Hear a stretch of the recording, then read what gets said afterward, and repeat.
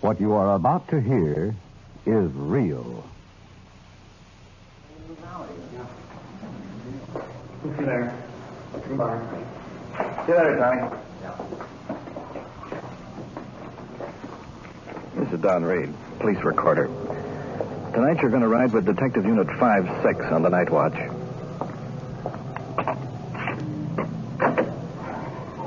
Driving, Sergeant Ron Perkins. Partner, Detective Jim Ross. 5-6 in service, starting mileage 12,381. 12,381. 201 to 5-6, mileage 12,381. Detective Unit 5-6 in service on the Nightwatch. Control 1 to car 5-4 at 2938 Stephen Way. That's 2938 Stephen Way. Woman screaming for help. 5-4, your call, code 2. This is a black sedan. It's like 1,000 other cars on the road. No identification as a police car. We're dressed in plain clothes, sport shirts, and overcoats. This is Detective Unit 5-6. And while you're with us tonight, just remember the people you meet are not actors. This is it. This is real. This is Nightwatch. Nightwatch, the actual on-the-scene report of your police force in action. There are no actors. There is no script. Every voice, every sound is authentic. The investigations are recorded as they actually occur. Nightwatch, presented with the cooperation of the Police Department of Culver City, California, W.N. Hidebrande, Chief. And now we switch you to Detective Unit 5-6 on patrol somewhere in the field, and to the official police recorder, Donn Reed. We're answering an unknown trouble call. Our only information is see the man. It could be anything and it could be nothing. The district car was tied up and we're rolling on this call in their place.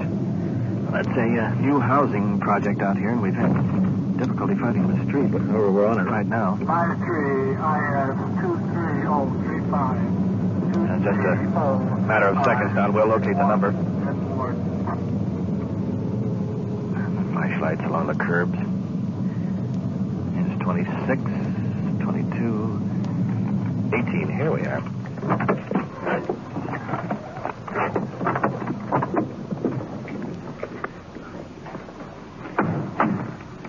It's the house on the rear of the lot.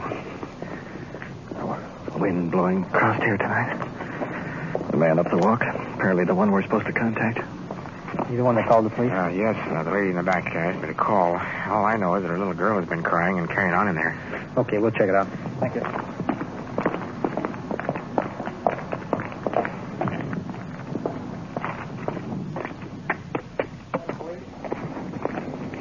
In the doorway, a lady, a little girl with pigtails hanging onto her skirt. My cat's in the washer, and I can't move it.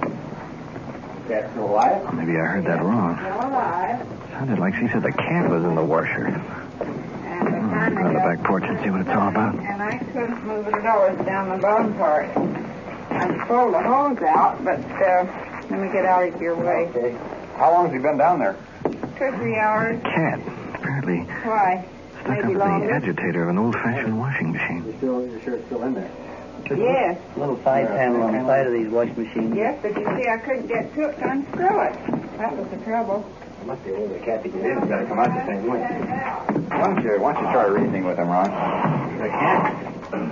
I can see where the cat went in. Wait a minute. Turn around this way. Down on his knees. Creature, where's my flashlight?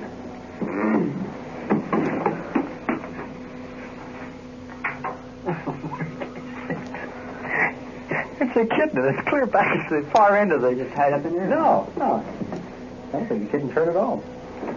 Now, wait a minute. Let's see if we can swing this around a little bit more this way. Turned on? Don't turn it on. We'll have miss meat or cat meat. And that chrome strip would have to come off the bottom. By the top. Come out the little hole. Oh, he's in here. Then can't you get out now that you got the washer pulled out? Should be able to. How do you go about calling her? What's her name? Tippy. Tippy? Tippy, would you mind coming out? I'll tell you what we'll do. We'll get out and let's flip. You see if you can reason with him. Come on, Tippy. Come here. Kitty. Here. Wait, I know. We'll get something for it. Ever try to get an olive out of a bottle? Sort of our problem. Look, everything's Probably afraid. Well, it's a good thing you moved it now and see how dirty it is under there. Come here, Tippy. Kitty. Here, Tippy. Come here. Come Oh, on. little cat. She's about 8 months old. Come on. Come on. She's out. Is she out? She's out. Eureka, we made it. 8 months old. There. This is a kitten? We'll put it back in place. Maybe she wants to sing back there while it's out. I mean, you want it out? No, I wouldn't say that. It does. Let's be frank. Mission accomplished. Let's get back to work. I think that'll do it. Thank you so very, very much. One thing I can suggest is to put a screen over there. We're going to. Don't worry about it. That was one thing we discussed at the dinner table tonight. We'll get that fixed. Good night. Good night now. Good night. Thank you very, very much. You bet. Did you record all the statements from that victim? Meow. Meow.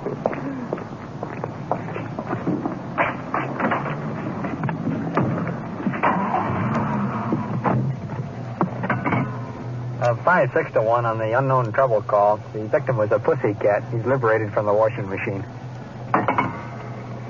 Control 1-2, Detective Unit 5-6. Did you say pussycat? 5-6, Roger. Cat was stuck in the washing machine. We're clear now. 1 to 5-6, 10-4, clear. Congratulations. Stand by, 5-4. We'll have a detective unit meet you. 5-6, come in. 5-6, go ahead. 5-6, meet car 5-4 at 2938 Stephen Way. They are standing by with an assault victim. 5-6, Roger. 1 to 5-4, Detective Unit 5-6 is rolling, and we'll meet you.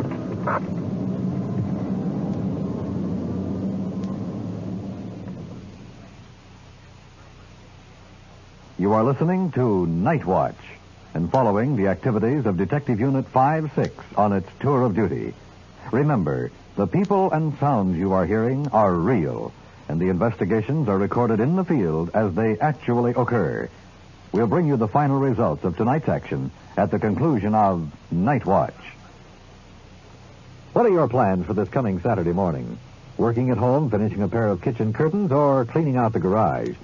Will you be taking your family for a drive? No matter where you are, you'll enjoy them when you stay tuned to CBS Radio. Galen Drake is on hand with his friendly chatter and some swell musical talent to aid and abet him. Stuart Foster, Betty Johnson, Three Bows and a Peep, and Bernie Layton in his orchestra.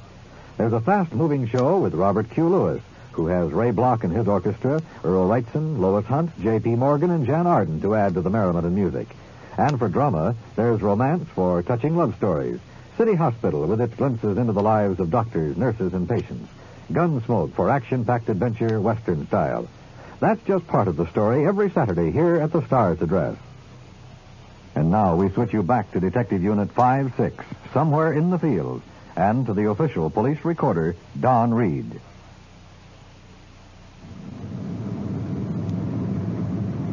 We've been about 15 minutes rolling out here to the west end of town. I remember hearing a call earlier to this address. I believe it was a woman screaming for help. Uniformed cars on the scene and radioed for us to meet them. Apparently they have some trouble. There's the lights of the car parked directly ahead. Yeah, we're sliding in behind.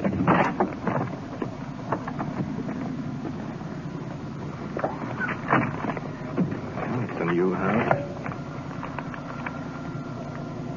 Very modern, beautifully landscaped. Coming down the steps, the uniformed officer, Al Arnold. Let's see what it's all about.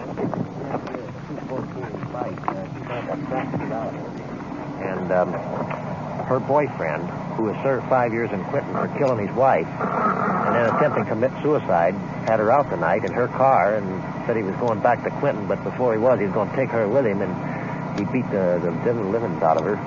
And he lives down here on East. He's down here on East Boulevard now. He's supposed to go home to his sister's there. So I thought you'd better bring you in on it. Yeah, let's talk. Yeah, she'll tell you everything. She's willing to run the complaint, get him all out of circulation. Move into the house. Have a talk with the victim.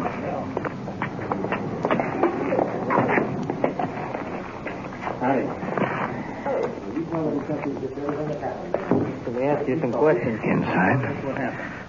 Panel tile floors. Walls extensively draped. About 2 years. In the drawing room, victim lying on Chesterfield. Bloody handkerchief to her head.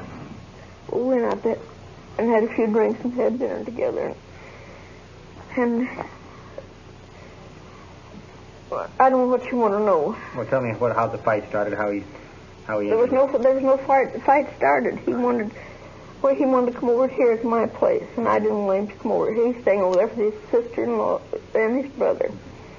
So he wanted to come over here, and that's what the argument started, because I didn't want him over here. So he slapped me along the side of the face. Where was this now? Where were you when this happened? In front of his sister-in-law's house. I see. He was driving his car, but I wanted him to get off there. Mm-hmm. So he says, I know I'm going to go back to San Quentin. So he says, you're going to send me back there.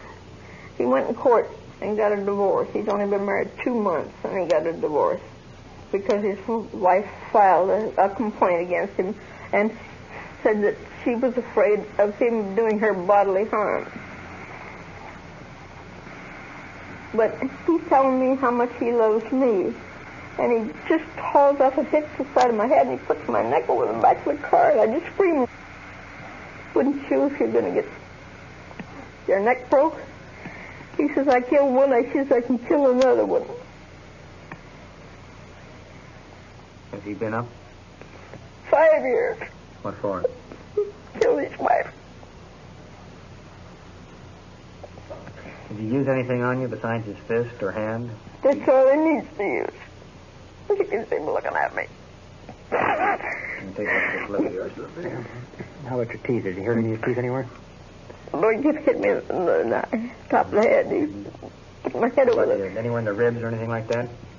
No. No. How did you get back to your place here?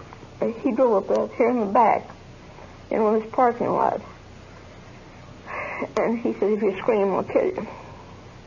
I ran out in the street, and then there was a gentleman, I don't know who it was, a man or a lady, drove up out in the car. And I said, he's called the police. I said, he's going to kill me. And he threw the keys, and he left. He ran. He didn't take the car, though. He's on foot. No.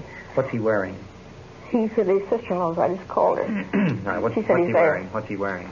He had a pair of tan trousers, slacks, and a check coat. And how old man is he? He's 57, I think. 57, and how tall is he about? About 5'10". 5'10". Is he heavy, medium? No, just medium. Medium build. Has he ever done this to you before? Times before. Has he ever beaten you up as badly as this? No.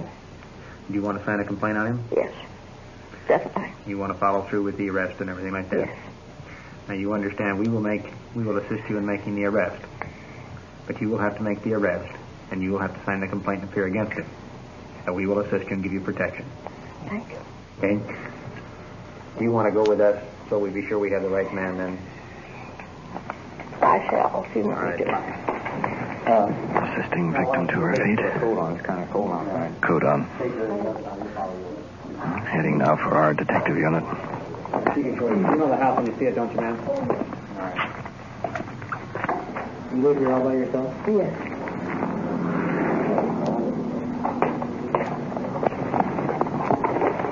Pardon me. Take her down. We'll follow you down. We'll meet you down there. Okay? Well, we have the address of the suspect in this assault. We'll go down and attempt to locate him. Uniformed officer will go along. They'll transport the victim.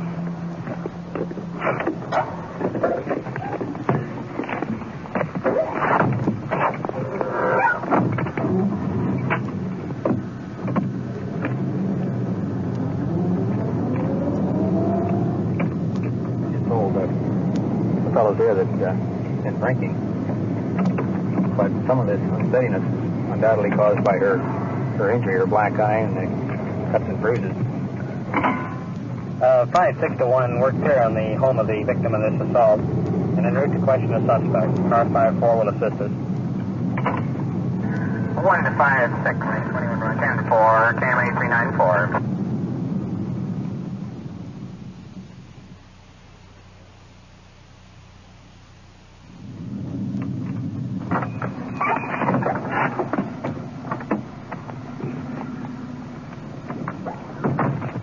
Arriving now at the suspect's home.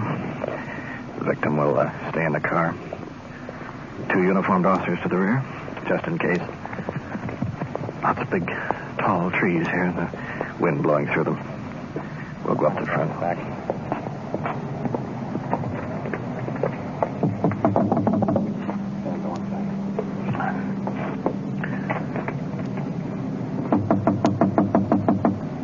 Somebody must be home. Lights? Police officers, open up, please.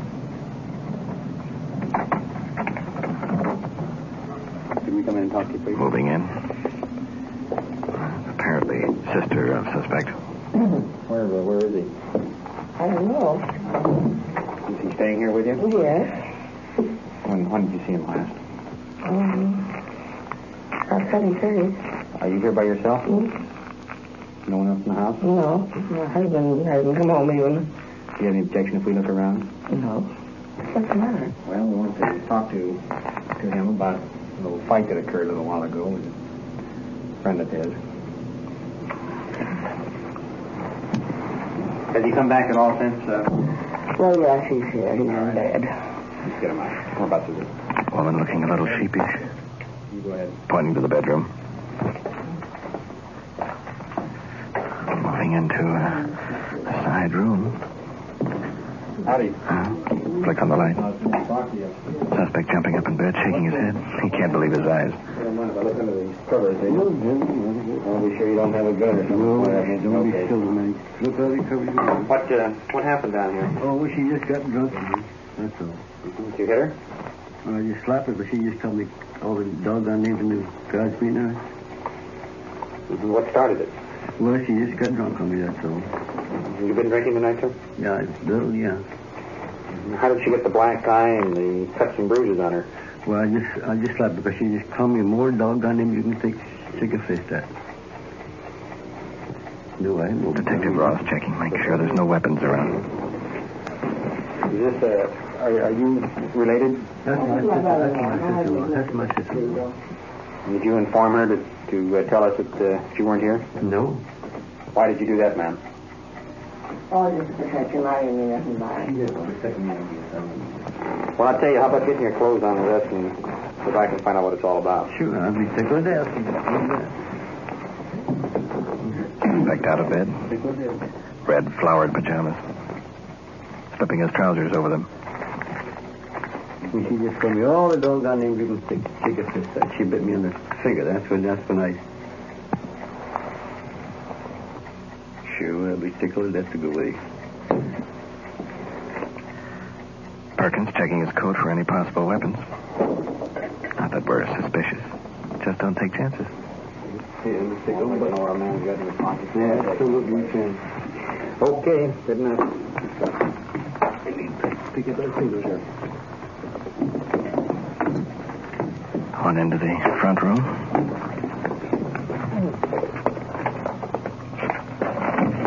Outside, the wind is blowing in gusts. For a second it's blowing, and the next second it isn't. Now we're guiding the suspect up to our radio car now. Woman victim leaning out the window. It's the man that you want placed under arrest. That's right. Take her right into, let's get a crime report from her at the same time. We'll take him in with us.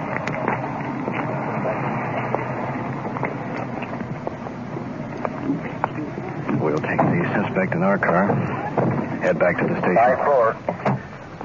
Suspect in the back with Ross. 5-4, repeat. We'll ride up front. 5-4, coming in with 2 subjects. One to side door, one for interrogation. Report. 5-4, roger. That was our other car reporting us clear and into the station. Get that black eye by herself. Huh? No, that's just...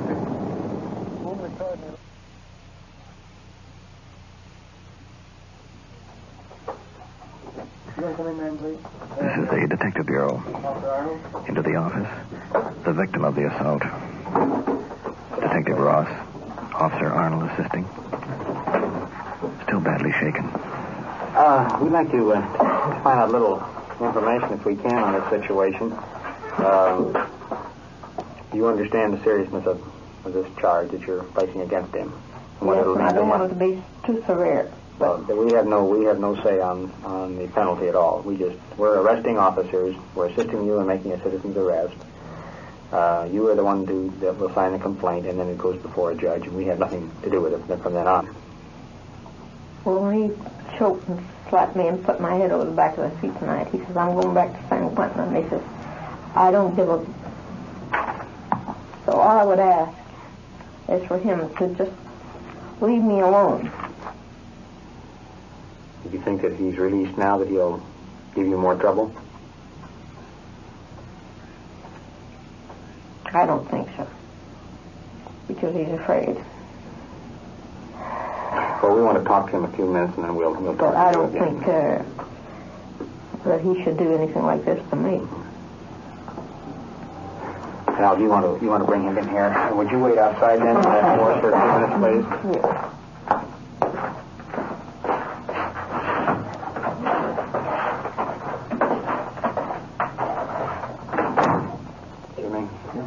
We ought to get Lang or somebody up here to photograph her black eye and her cuts and bruises, just in case we have to have it. Okay, I'll take that. All right.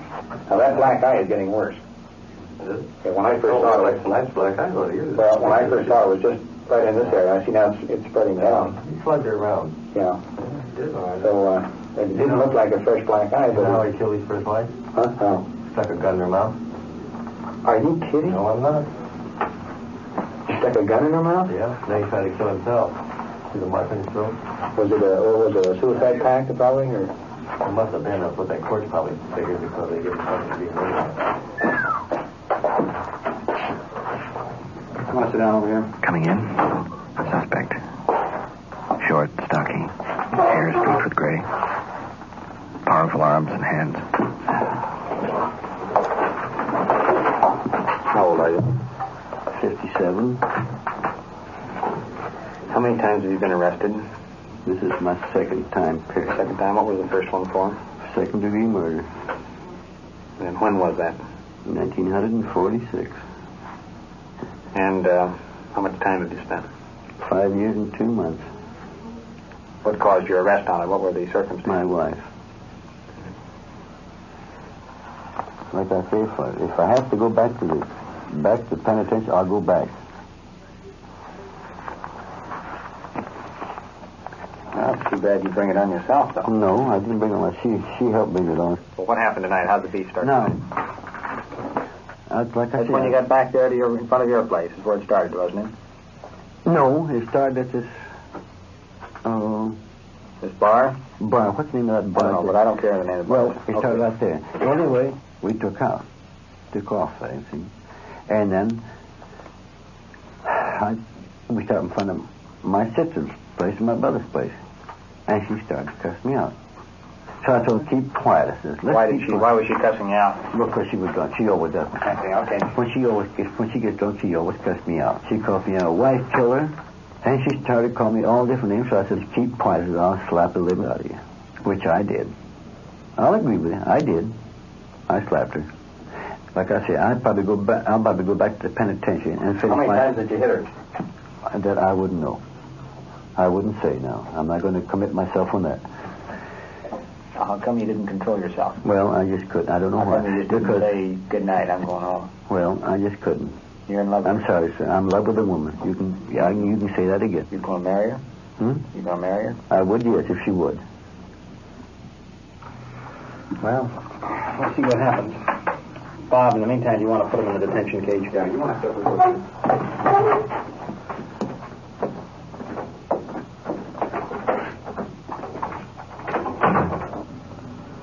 Well, what's the odds, Perk? Do you think she'll sign a complaint?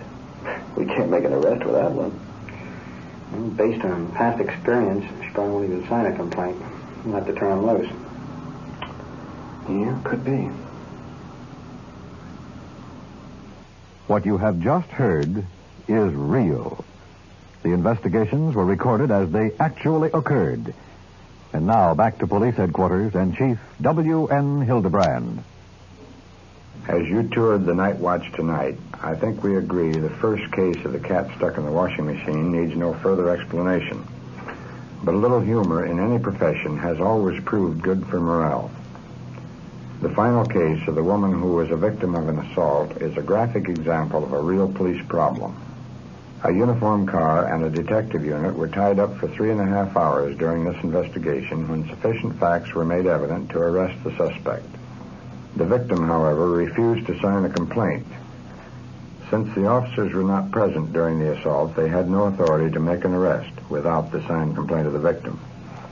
As you tour the Nightwatch each week in Detective Unit 5-6, it's important to remember that this is just one crew in one car in one city. All over the nation, thousands of cars, thousands of crews are patrolling the streets day and night in sweltering and freezing weather. This is our job. This is your security. To give you a realistic, factual account of how your law enforcement agencies work is the reason for Nightwatch. Thank you, Chief Hidebrande. You have been following the on-the-scene reports of your police force in action. Every voice, every sound has been real. Nightwatch, brought to you through the cooperation of the Police Department of Culver City, California, is produced by Sterling Tracy and Jim Hedlock, with technical advice by Sergeant Ron Perkins, and described in the field by the official police recorder, Donn Reed.